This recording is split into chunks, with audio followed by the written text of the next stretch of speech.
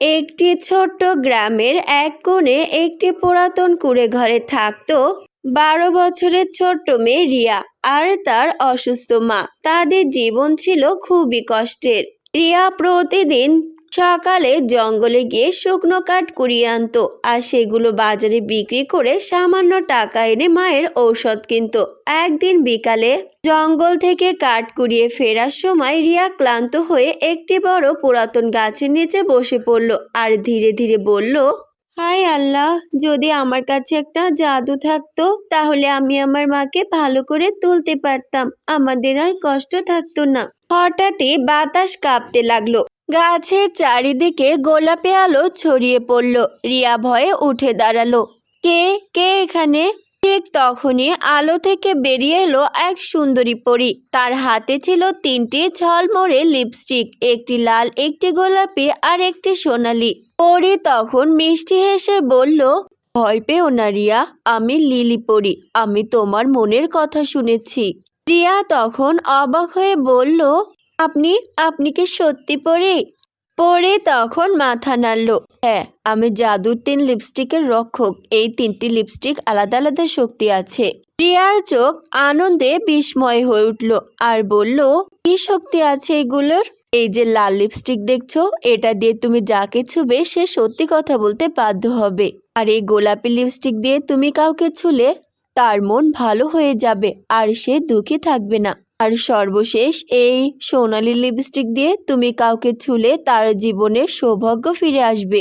রিয়া তখন অবাক হয়ে বলল, তাহলে আমি কি এগুলো ব্যবহার করে আমার মাকে ভালো করতে পারবো?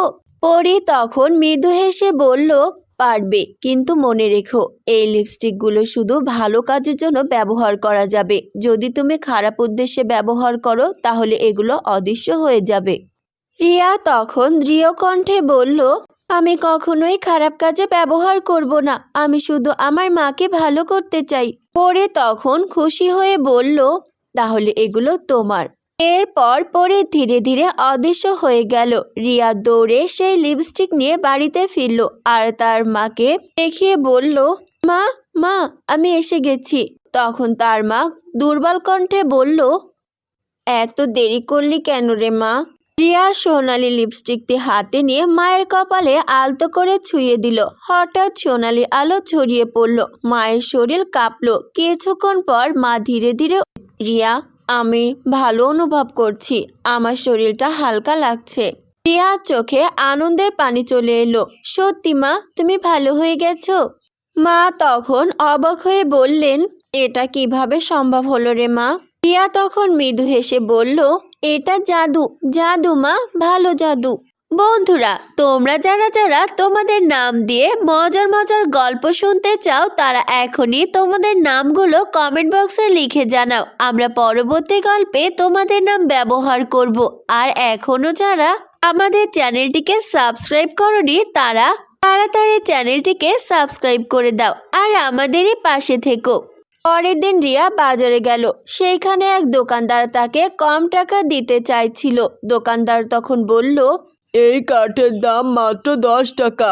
রিয়া জানতো এটা মিথ্যা কথা। সে চুপচাপ লাল লিপস্টিকটি হাতে নিয়ে দোকানদারের হাতে ছুঁয়ে দিল। হঠাৎ দোকানদার থেমে গেল, তারপর বলল, না, আমি মিথ্যা কথা বলছিলাম, এর দাম 30 টাকা। আমি তোমাকে ঠকাতে চেয়েছিলাম। রিয়া তখন শান্তভাবে বলল, আমি শুধু ন্যায় দাম চাই, এটা এর ন্যায্য দাম।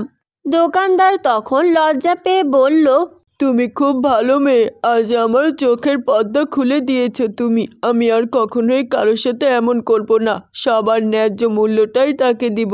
কয়েকদিন পর রিয়া দেখলো এক ছোট্ট ছেলে রাস্তার পাশে বসে কাঁদছে। রিয়া তার কাছে গিয়ে বলল, তুমি কে? কাঁদছো কেন? তোমার কি হয়েছে? আমাকে বলো। আসলে আমার কেউ নেই, আমি একা। রিয়া তখন খুবই কষ্ট পেল। এরপর সে ওই ছেলেটিকে সাহায্য করার জন্য গোলাপি লিপস্টিকটি বের করলো আর ওই ছেলেটির কাঁধে ছুঁয়ে দিল। গোলাপি আলো ছড়িয়ে পড়লো। ছেলেটি হঠাৎই হাসতে শুরু করলো। আমি আর দুঃখী নই, আমি এবার সাহসী হব, অনেক সাহসী। আমার আর কোনো দুঃখ নেই। রিয়া তখন বুঝলো এই জাদু শুধু তার জন্য নয়, অন্যদের সাহায্য করার জন্যও। একদিন রাতে সেই পরী আবারও ফিরে এলো আর লিলি পরী তখন বলল, রিয়া, তুমি তোমার পরীক্ষায় পাশ করেছো। রিয়া তখন অবাক হয়ে বলল, কোন পরীক্ষা? এই জাদু আসলে তোমার হৃদয়ের পরীক্ষা ছিল। তুমি কখনোই লোভ করনি, শুধু অন্যদের সাহায্য করেছো, আর এটাই ছিল তোমার সবচেয়ে বড় পরীক্ষা।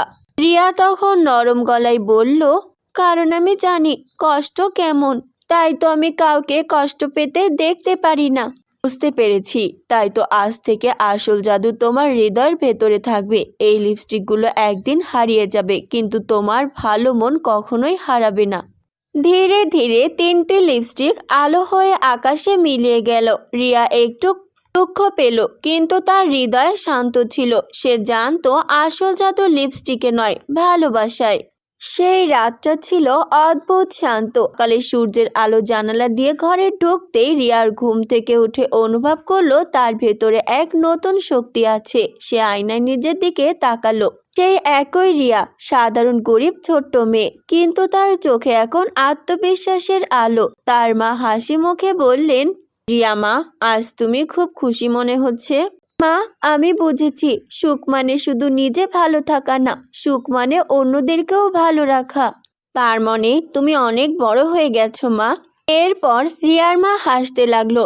বন্ধুরা, তোমরা যারা যারা তোমাদের নাম দিয়ে মজার মজার গল্প শুনতে চাও, তারা এখনই তোমাদের নামগুলো কমেন্ট বক্সে লিখে জানাও। আমরা পরবর্তী গল্পে তোমাদের নাম ব্যবহার করব।